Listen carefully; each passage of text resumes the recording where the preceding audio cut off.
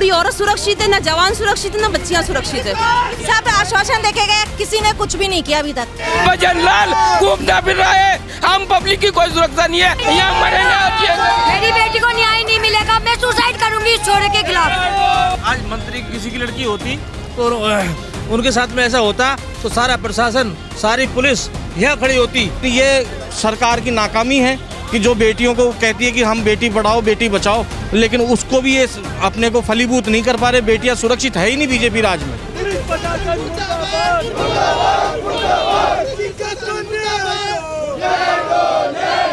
राजधानी जयपुर में कल एक हादसा हुआ और हादसे को हत्या का अंजाम दिया जा रहा था। दरअसल मैं बात कर रहा हूं जयपुर के प्रताप नगर की, जहां पर एक नाबालिग छात्रा की मौत के बाद यह गुत्थी सुलझनी बड़ी मुश्किल हो चुकी है। पुलिस जिसे लगातार मौत का अलग अलग एंगल दिखा रही है, वहीं परिजनों की मांग है कि ये पूरा जो मामला था वो कहीं ना कहीं हत्या और किडनैपिंग से जुड़ा हुआ था। इस पूरे पहलू की एक एक जाँच होनी चाहिए, इस बात को लेकर परिजन धरने पर बैठे हैं। लेकिन राजधानी जयपुर के अंदर जहाँ बालिकाओं और महिलाओं को लेकर सरकार ये दावे करती आई है कि महिला सुरक्षा और उत्पीड़न का मामला थोड़ा सा पेचीदगी वाला है, क्योंकि जयपुर शहर के अंदर अगर महिलाएं सुरक्षित नहीं हैं तो आखिरकार प्रदेश में सरकार का जो इकबाल है वो कहाँ जिंदा है। परिजन धरने पर बैठे हैं और दरअसल 16 साल की एक मासूम थी और नाबालिग की हत्या का आरोप परिजन लगा रहे हैं। सबसे पहले सर आप ही से बात कर लेता हूं कि दरअसल पूरा मामला क्या है, क्या पूरा इस केस को अलग अलग एंगल से दिखाया जाए। सर मनीष गर्ग बोल रहा हूँ। मेरी बेटी परसों 7:30 बजे से 8 बजे तक साइकिल चलाती है, तो वो 7:30 से 8 बजे तक हमारा IAS कॉलोनी के उधर ही दुकान है इसकी मम्मी की, उसकी कुर्ती वगैरह की इनकी, तो वो वहाँ पे 7:30 से 8 बजे तक के बीच में वहाँ रहती है और साइकिल चलाती है। तो उस दिन भी साइकिल चला रही थी। 8 बजे के बाद 8:30 बजे तक वो नहीं आई, तो इसकी मम्मी का मेरे पास कॉल आया मेरी शॉप पे कि वो वंशिका अभी तक नहीं आई और बाकी बच्चे आ गए। तो उसके बाद मैं आया और मैं आके मेरे बेटे को लेके उसको सब जगह ढूंढा, कहीं भी नहीं मिली। पार्कों में, मंदिरों में, हर जगह सब जगह ढूंढा तो कहीं भी नहीं मिली। IAS कॉलोनी में इनमें पूछ लिया तो गार्डों ने की कोई उसको फ़ोटो बता दी कि कोई नहीं आई यहाँ पे लड़की, जो तो 7:20 पे वहाँ फुटेज में अंदर घुसती हुई क्लियर दिख रही है वहाँ IAS कॉलोनी में, IAS रेजिडेंसी कॉलोनी में। उसके बाद 10:30 बजे हमने थाने में रिपोर्ट दर्ज करवाई है। थानेदार ने 12:30 बजे तक रिपोर्ट बनाई है। रिपोर्ट भी यूँ बोली कि कल आपका वो कार्रवाई होगी। हमें कोई चीज़ नहीं बताई है। सुबह वहाँ एक वो 8 बजे बुलवाया था, 8 बजे मैं थाने में पहुँच गया। उसके बाद यूँ कि आपकी रिपोर्ट मिल जाएगी और वो आपके साथ में वो कार्रवाई चालू हो जाएगी। वहाँ पर जिस चितरमल SI को उसको वो दिया था वो आया ही नहीं था। उसको फ़ोन करा मैंने तो वो कह रहा घंटे भर में आ रहा हूँ। तो मैंने सोचा मैं घर जाकर वापस 17 सेक्टर जाके वापस आ रहा हूँ 1 घंटे में। तो वहाँ 17 सेक्टर में आया तो किसी ने मेरे से ये कहा IAS कॉलोनी में किसी का मर्डर हो गया।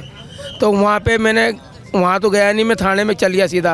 मैंने सर वहाँ तो मर्डर हो गया IAS कॉलोनी में, बेटी का कहीं मेरी बेटी तो नहीं है। तो जो तो मेरे बेटी का फोटोग्राफ वगैरह रात से इनके पास है, पूरे बड़े बड़े फोटोग्राफ्स हैं, पूरे ओरिजिनलिटी फोटोग्राफ्स हैं। फिर भी ये उस लड़की को यूँ कह रहे हैं कि 35 साल की कोई वो तो महिला मरी है वहाँ पे, और वो महिला भी कोई वो जो वहाँ सफाई करने आती है वो महिला थी और मेरी बेटी थी वो।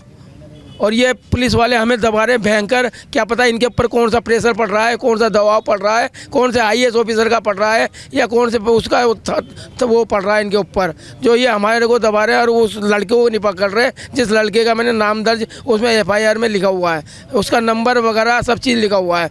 योगेंद्र सर वो मीणा नाम है उसका, उस लड़के को ये पकड़ नहीं पा रहे। 3 दिन हो गए, 3 दिन से मेरी बेटी अंदर रिपोर्ट उसमें पड़ी है यहाँ पे RUHS में। 3 दिन से हम भूखे प्यासे पड़े हैं। अगर मेरी बेटी को इंसाफ नहीं मिला तो मैं आज से भूख हड़ताल पे यहाँ पे बैठा हूँ, और जब तक भूख हड़ताल पे बैठा रहूँगा जब तक मेरी बेटी को न्याय नहीं मिलेगा, जब तक, और न इनको हत्यारों को ये पकड़ पाएंगे और पुलिस प्रशासन पूरे तरह से उसमें नहीं आ जाएगा इस एक्शन में। आज जो मैं पूरे यहाँ पे पड़ा हूँ आप जिनका आप आरोप लगा रहे हैं। हाँ देखिए, जो दरअसल ये लड़का है जिसके खिलाफ इन्होंने नामजद मुकदमा दर्ज कराया है, लेकिन क्या ये मुकदमा पुलिस ने दर्ज किया है इस पे? यस, पुलिस ने दर्ज करा हुआ है, सारी चीज़ करी हुई है। इस नंबर पे फ़ोन भी करा हुआ है। नाबालिग बच्ची है, 15-16 साल की बच्ची है, क्या ऐसी द्वेष, क्या ऐसा रंजिश है क्या कि कुछ भी रंजिश नहीं है, कह रहा हूँ सर। ये तो इंस्टाग्राम पे वो बच्ची ने देख लिया होगा, उस बच्ची को फंसा लिया तो वो बातचीत करने लग गई बस, बाकी कुछ रंजिश नहीं है। और फिर बाद में क्या पता क्या हुआ क्या नहीं हुआ, वहाँ पे कौन शामिल है कौन नहीं है, वो IAS ऑफिसरों में, इनमें बड़े अधिकारियों के बच्चे वगैरह किन ने क्योंकि एक आदमी का कोई काम नहीं है, कम से कम 4-5 आदमियों का इसमें वो मर्डर का हाथ है। जब आप फोटो दिखाऊँ आपको तो वो फ़ोटो आप देख के हैरान हो जाओगे कि वो पुलिस वाले तो कह रहे हैं 13 मंजिल से गिरी हुई है, उसको मार के सीधा यूँ पटका हुआ बस। अभी फिलहाल 3 दिन तक पोस्टमार्टम की कोई रिपोर्ट आपने करने दिया? पोस्टमार्टम कल पोस्टमार्टम रिपोर्ट होगी, पर उसकी हमें अभी तक रिपोर्ट नहीं दी, और यूँ कह रहे हैं कि रिपोर्ट 15 दिन में आती है। रिपोर्ट पोस्टमार्टम की सेम डे आ जाती है, सेम डे रिपोर्ट आ जाती है पोस्टमार्टम की। और ऐसी और वो नाबालिग अलग है, इनको उस दिन अगर 10:30 बजे एक्शन ले लेते तो आज मेरी बेटी बच जाती। मैं मेरी बेटी के लिए यहाँ पे वो कर रहा हूँ। मैं और भी सब यहाँ पे जितने भी भाई बंद मेरे जो भी खड़े हैं, मेरे रिश्तेदार, मेरे समाज वाले, मेरे सब जो भी हैं, उनसे सबसे अपील कर रहा हूँ कि उनकी बेटी की भी सुरक्षित रहे। कल को उनकी बेटियों के साथ भी हो सकता है। जो पोर्च एरिया में IAS रेजिडेंसी में ये कांड हुआ है तो आम रोडों पर तो क्या होगा? कुछ भी अभी प्रशासन भी कोई जवाब नहीं दे रहा और इनकी हालत तो आप देख रहे हो। बट ये कि इनकी बच्ची के साथ हुआ, दूसरी की बच्ची के साथ भी होगा कल, तो बच्ची अपनी है, वो इंसाफ दिलाना है उसको। बस यही है कि मुजरिम को सज़ा मिलनी चाहिए।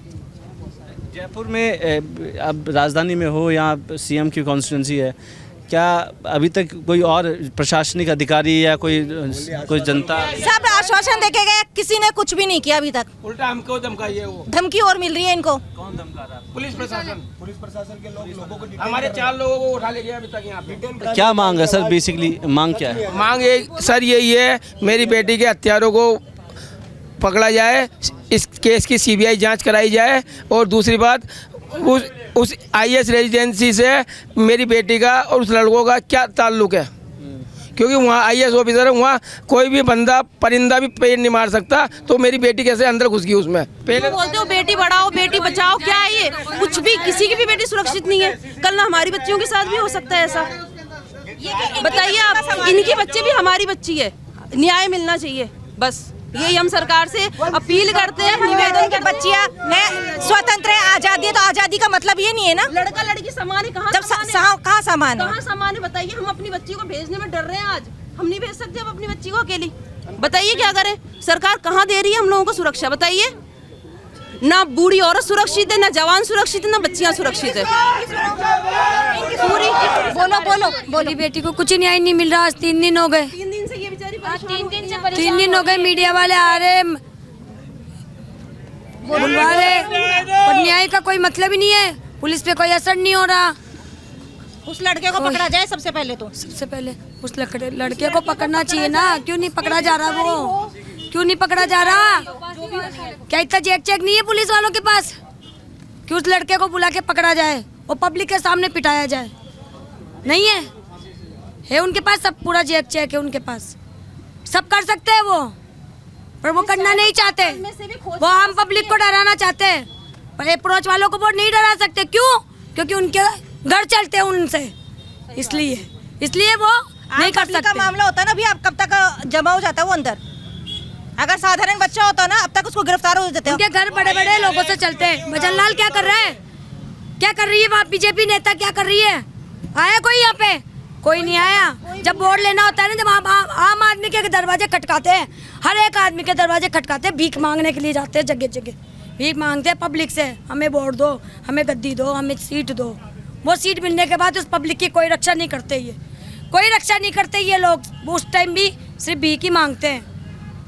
सीट मिलने के बाद वो लोग भी घूस ही खाते हैं और कुछ ही नहीं खाते। ये वंशिका को न्याय दो, न्याय चाहिए। मेरी बेटी को न्याय चाहिए। वंशिका को न्याय चाहिए, बस न्याय चाहिए हमें, और कुछ नहीं। चाहे से भजन लाल दिलाए, चाहे से दिया कुमारी दिलाए, चाहे से पुलिस प्रशासन दिलाए, कोई भी दिलाए, मेरी बेटी को मुझे न्याय दिलाना है। गिरफ्तारी चाहिए उस बंदे को। गवर्नमेंट हमने यूपी की देखी है, जो ईद बकरा ईद पे वहाँ पे एक लड़के को मोमडन के लड़के ने मर्डर कर दिया था, बकरे काटने के चक्कर में उस लड़के को काट दिया था। तो 6 दिन के अंदर अंदर योगी सरकार ने उसका इनकाउंटर करवा दिया। और यहाँ पे ये बीजेपी सरकार भजन लाल घूमता फिर रहा है, हर मंदिरों में इनमें घूमता फिर रहा है। हम पब्लिक की कोई सुरक्षा नहीं है, और ये एरिया उसी का है। और आज से मैं यहाँ पे धरना देके बिल्कुल कुछ खाऊंगा पीऊंगा कुछ नहीं, यहाँ मरेंगे। मेरी बेटी को न्याय नहीं मिलेगा, मैं सुसाइड करूंगी इस छोरे के खिलाफ। मैं उस छोरे के खिलाफ प्रशासन गवर्नमेंट सब होगी। मेरी मौत का जिम्मेदार भी योगेंद्र मीना ही होगा अगर मेरी बेटी को न्याय नहीं मिलेगा तो। परेशानी और जो दर्द का आलम है आपको नज़र आएगा परिजनों के भीतर है। जहाँ एक और ये बात की जा रही थी कि नाबालिग की हत्या के बाद उसमें इसे अलग अलग एंगल से पुलिस देख रही है। कोई कह रहा है कि ये सोची समझी साजिश के तहत हत्या की गई है, हालांकि पुलिस हर एंगल से काम यहाँ पर जांच कर रही है। लेकिन सबसे बड़ा सवाल कि पोस्टमार्टम रिपोर्ट आने के बाद इन तमाम तथ्यों का खुलासा हो पाएगा। लोग जो कैंडल मार्च कर रहे थे, सर हादसा अपने साथ हो दूसरे के साथ हो, लेकिन जब छोटे बच्चे ही इस कदर कुचले जाते हैं, चाहे से उसके पीछे कोई भी हो। सर हम बेटी को बढ़ावा दे रहे हैं तो बेटी के साथ में सारी सुरक्षाएं भी होनी चाहिए। सबकी बेटी, आज मेरी भी बेटी इस जगह होती तो मैं भी यही करता, क्योंकि एक जिसके साथ घटना घटित हुई है वो अपनी मन की कथा को वो खुद ही समझ रहा है, लेकिन हम उसका सहयोग करने के लिए उसको न्याय मिलना चाहिए। पूरी इस प्रतिक्रिया की एक पक्ष जो है पुष्टि करनी चाहिए पुलिस प्रशासन को। गरीब आदमी को पूरा न्याय मिलना चाहिए, हर बेटी को न्याय मिलना चाहिए। सर आज मंत्री किसी की लड़की होती तो उनके साथ में ऐसा होता तो सारा प्रशासन सारी पुलिस यहाँ खड़ी होती। आज कोई नहीं है गरीब साथ में, अच्छी बात है, बिल्कुल गलत बात है ये। सीबीआई जांच हो, जो निष्पक्ष जांच हो, जो भी है, मतलब इसको न्याय मिले बच्ची को बस। और साहब इनको दोबारा पोस्टमार्टम हो, लड़की का पोस्टमार्टम दोबारा होना चाहिए। बिल्कुल, मेडिकल रिपोर्ट दोबारा। हाँ, सारा प्रशासन मिला हुआ है। यहाँ धरने पे बैठे हुए लोगों को अगर कुछ हुआ तो उसका पूरा जिम्मेदार पुलिस प्रशासन रहेगा। राजस्थान सरकार की जिम्मेदारी होगी और पुलिस प्रशासन की पूरी जिम्मेदारी होगी, क्योंकि वो हर तरह से थ्रेटनिंग दे करके इस धरने को इसको यहाँ से हटाने की कोशिश कर रहे हैं। अभी यहाँ धरने पे आए हुए कुछ लोगों को वो रामनगर या पुलिस वाले यहाँ से उठा करके भी लेके गए, लेकिन ये सरकार की नाकामी है कि जो बेटियों को कहती है कि हम बेटी पढ़ाओ बेटी बचाओ, लेकिन उसको भी ये अपने को फलीभूत नहीं कर पा रहे। बेटियां सुरक्षित है ही नहीं बीजेपी राज में। हम हमारे अस्पताल के सामने इतने सारे लोग एक बेटी को न्याय दिलाने के लिए यहाँ बैठे हैं, पर सूबे का मुख्यमंत्री हवाई जहाज में घूमने से उसको फुर्सत नहीं है। आम जनता की कहाँ से सुनेगा? मुख्यमंत्री की विधानसभा के होने के बावजूद ये स्थिति है, तो आप प्रदेश के हालात आप खुद लगा सकते हैं कि पिछले 2.5 साल में मुख्यमंत्री क्या कर रहा है। आप सोचिए, एक बेटी के साथ ऐसा हो रहा है, कल को आपके साथ भी हो सकता है। इसका जिम्मेदार कौन होगा? आज हम ठोस ऐसा कदम उठाना चाहते हैं, चाहे हमें कुछ भी करना पड़े, चाहे पुलिस की गोलियां खानी पड़े। आज बेटी के पिताजी ने आज ऐलान कर दिया है कि वो भूख हड़ताल पे बैठेंगे। अगर भूख हड़ताल सफल रही तो हम सब लोग भी यहाँ भूख हड़ताल पे बैठने के लिए तैयार हैं। लाठी गोली की सरकार हम नहीं चलने देंगे और हम सब साथ हैं। हम युवाओं की क्रांति अगर देश में आ गई तो ये RUHS के बाहर पुलिस के पास जाब्ता कम पड़ जाएगा। पुलिस मुख्यालय में हम घुस जाएंगे और न्याय के लिए हम कुछ भी करने के लिए तैयार।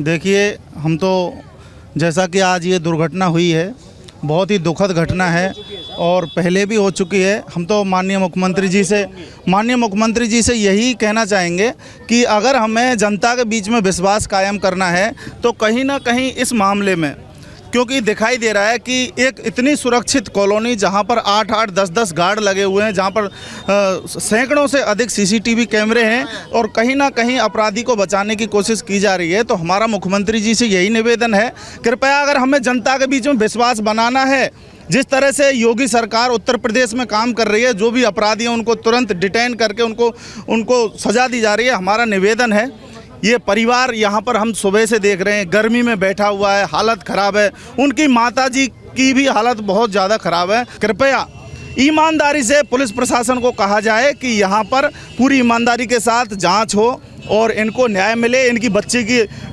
मर्डर कैसे हुआ है या वो खुद गिरी है, जो भी है वो जांच सामने आए। सीसीटीवी फुटेज हैं जो पूरा इस परिवार को, जो भी ये कमेटी बनाते हैं उसको दिखाया जाए, जिससे इस परिवार को न्याय मिले। ऐसा नहीं हो कि कहीं जिस सोसाइटी में वो बच्ची ऊपर से गिरी है वहाँ पर कोई सीसीटीवी फुटेज डिलीट हो जाए तो इस परिवार को न्याय नहीं मिल पाएगा। हमारा प्रशासन से अनुरोध है, जो पुलिस प्रशासन है वो इस परिवार को न्याय दिलाए, इसके साथ खड़ा हो। तो प्रशासन से अनुरोध है इनका सहयोग करें, जिससे राजस्थान प्रदेश में जनता हमारे ऊपर विश्वास कर सके।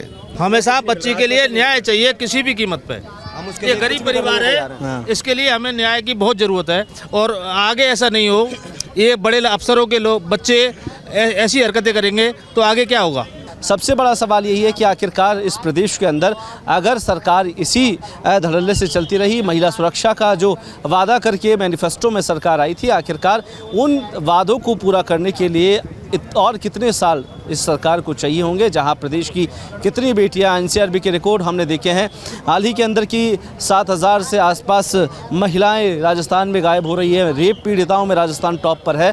आखिरकार इन एनसीआरबी रिपोर्ट्स के बाद भी सरकार उन प्रकरणों पर ध्यान नहीं दे पा रही है जिन पर प्रदेश की जनता ज़्यादातर रोष व्यक्त करती है। लेकिन आखिरकार सवाल ये खड़ा हो जाता है कि वंशिका को न्याय किस कदर मिलेगा, क्योंकि हाल ही के अंदर लगभग अलग अलग सीसीटीवी फुटेज दिखाए गए हैं, अलग अलग एंगल्स बताए गए हैं। कोई कह रहा है कि छत से गिरने से मौत हुई है, परिजनों का आरोप है कि किडनैपिंग और उसके बाद हत्या कर दी गई है। कौन कौन लोग इसमें शामिल थे और जिन लोगों के खिलाफ नामजद मुकदमा दर्ज कराया गया था उन पर फिलहाल तक कोई शिकंजा नहीं कसा गया है।